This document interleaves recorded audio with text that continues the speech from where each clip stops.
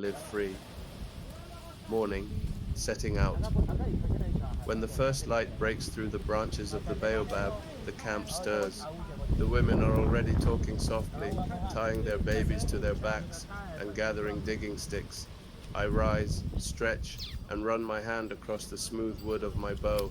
My arrows are ready, some plain, for birds or small animals, others tipped with poison for larger game. My brother-in-law says to me, "Today, let us follow the tracks toward the rocky hills. I saw guinea fowl there yesterday." I nod, and we set off together, barefoot on the dust. The air is cool, and each sound, the call of a hornbill, the rustle of leaves, tells us a story. We do not carry food or water for the day. What we eat, we will find. Hunting for meat. We move slowly, stopping often to scan the ground. At last, I spot the delicate hoof prints of a dik-dik. They are fresh. My brother-in-law gestures with his chin, and we follow in silence. For a long time we walk, circling, listening. Then I see it, a small antelope, ears twitching, ready to leap. I draw my bow. The arrow flies, striking its side. It bounds away but slows, for the poison is already working. We follow until it falls, still breathing. I kneel and place my hand on its flank. "Thank you," I whisper, for we do not take life without respect. When we carry the animal back, the children run to meet us, clapping their hands and shouting. Soon the fire is roaring, the meat is roasting, and the smell fills the camp. Everyone eats, men, women, children, elders. The fat is saved for the old ones, and the bones are cracked for marrow. Nothing is wasted. Tonight, our bellies will be full. The honey guide's song. But not every day brings meat. On many days, we depend on another gift, honey. Once, as we walked through the bush, we heard the sharp call of the honey guide bird. "Chirr, chirr, chirr," it cried, darting ahead, pausing, then calling again. We laughed, for we knew this bird was leading us to sweetness. We followed it through thorn and brush until it landed on a branch, fluttering excitedly. Above us, high in the tree, was a hive. We gathered dry grass, lit a torch, and climbed. Smoke drove the bees away, and we split the hollow to reveal golden comb, dripping with honey and crawling with larvae. We ate right there, sticky fingers, sweet mouths. The children licked the comb until their cheeks were shining, and, as always, we left a share for the bird. It is our partner. Without it, the hive would have remained hidden. The work of women. While we men chase after game and honey, it is the women who ensure no one goes hungry. I watch my wife and sisters move with their digging sticks, babies tied to their backs. They know the land in a way that men do not. They tap the earth, listening for the hollow sound of hidden tubers.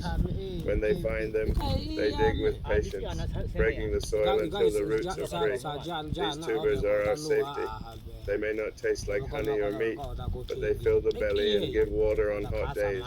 Women also gather berries, greens, and baobab fruit. The baobab especially is a gift. Its fruit is hard to crack, but inside is a sour white powder that strengthens us. Without the steady work of the women, our people would not survive. Their baskets are often heavier than a man's kill. Living with the seasons. Our food changes with the sky. When the rains come, the bush is alive with berries and greens. Children's mouths are stained purple from eating them straight from the bushes. After the rains, when the rivers shrink, we can catch fish by hand, feeling for them in the mud.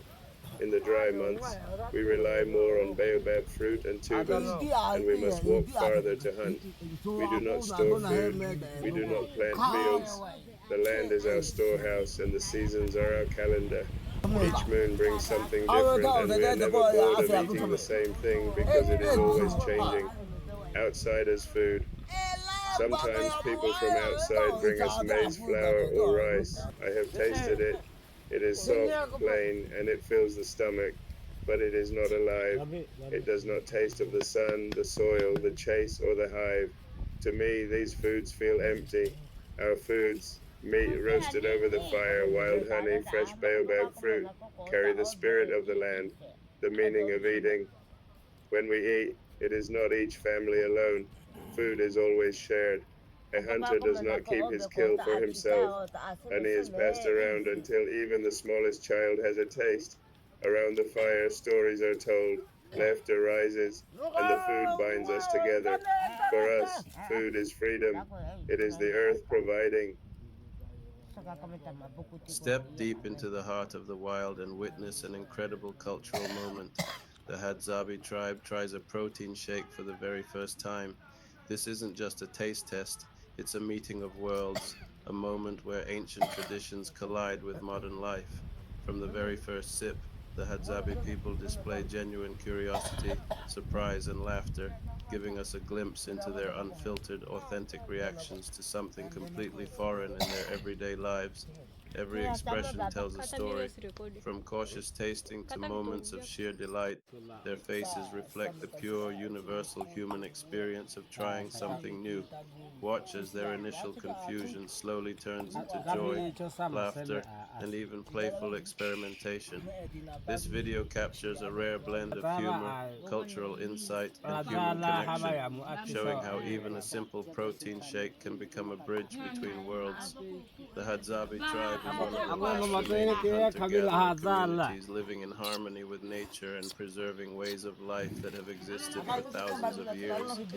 Seeing them interact with a modern manufactured drink provides a unique perspective on culture, curiosity, and adaptation. Their reactions are not only funny, they are enlightening, showing us how tradition and novelty can meet in the most heartwarming and genuine ways. Whether you're passionate about wildlife, fascinated by tribal culture, or simply love funny, unexpected reactions, this video has something for everyone. Laugh, smile, and be inspired by the way this incredible community engages with the modern world while staying rooted in their ancestral traditions. Every sip, every reaction, and every laugh is a reminder of the universal joy of discovery. This is more than entertainment.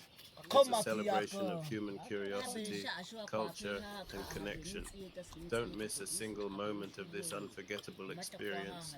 Share it with friends and family, comment on your favorite reactions, and let yourself be amazed by the humor, warmth, and authenticity of the Hadzabi tribe.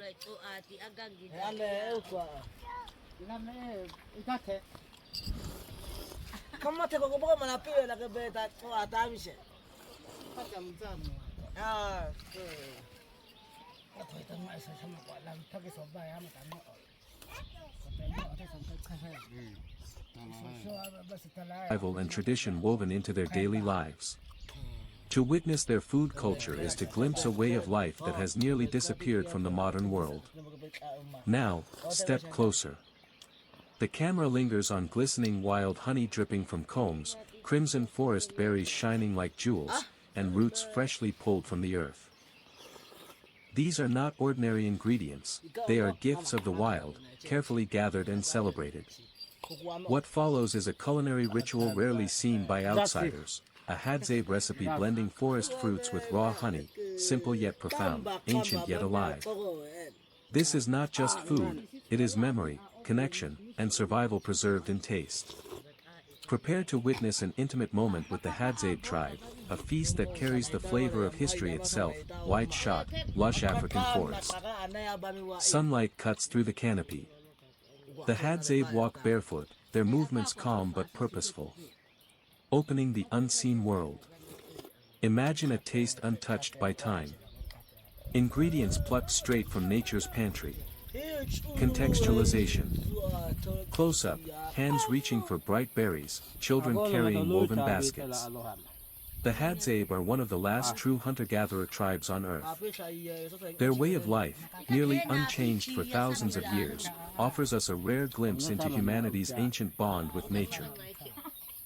Building anticipation. Camera pans across a beehive in the crook of a tree. Honey drips like liquid gold. A Hadza climbs swiftly, retrieving the hive with ease. Here, food is more than survival, it is tradition. Every hunt, every harvest, every drop of honey connects them to ancestors who walked this same land. Ingredients teaser. Slow motion shots, wild honey glistening, crimson berries tumbling into a basket, roots brushed clean against stone. glistening wild honey, exotic berries, and fruits of the forest, simple, pure, untouched. Together, they form the foundation of a recipe as rare as the tribe who keeps it alive. The dish revealed. The Hadza gather, mixing honey with fruits. Children laugh, elders taste, sharing is central. This is not a recipe you'll find in cookbooks or kitchens. This is living heritage, a culinary tradition passed from generation to generation, kept alive through the rhythms of the forest. 210, Closing Reflection. Final.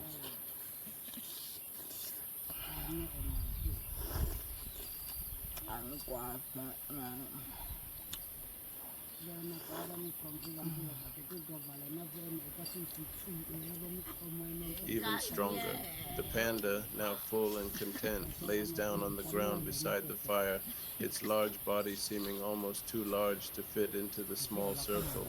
But there it is, perfectly at home, surrounded by the warmth of the tribe, its gentle presence soothing the energy of the evening. The night stretches on, and the stars above, the same stars that have watched over the Hadza for centuries, witness a rare moment of unity between two worlds that, on the surface, should never have crossed paths. But in the space of that single evening, it doesn't matter. What matters is that the fire burns brightly, the food is shared, and perhaps most importantly, the connection between the panda and the Hadza is undeniable. It's a reminder that despite the vast differences between them, all living things are bound by a simple truth. We are all part of this world, and when we come together, whether as strangers or as family, we create something truly magical. The last embers of the fire fade into the cool night air, and the panda, now resting peacefully, watches as the tribe settles into their own rest. The day may end, but the memory of this rare meeting will live on in the stories that are passed down, another chapter added to the ongoing saga of the world's mysteries, and the unexpected moments that remind us of the beauty of connection.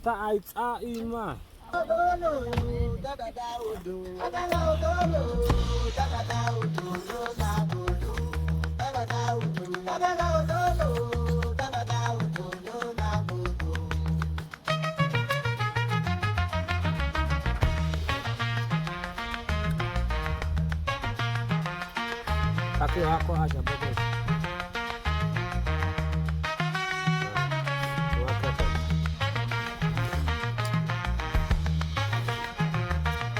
Ambil ait buka ait ini ya.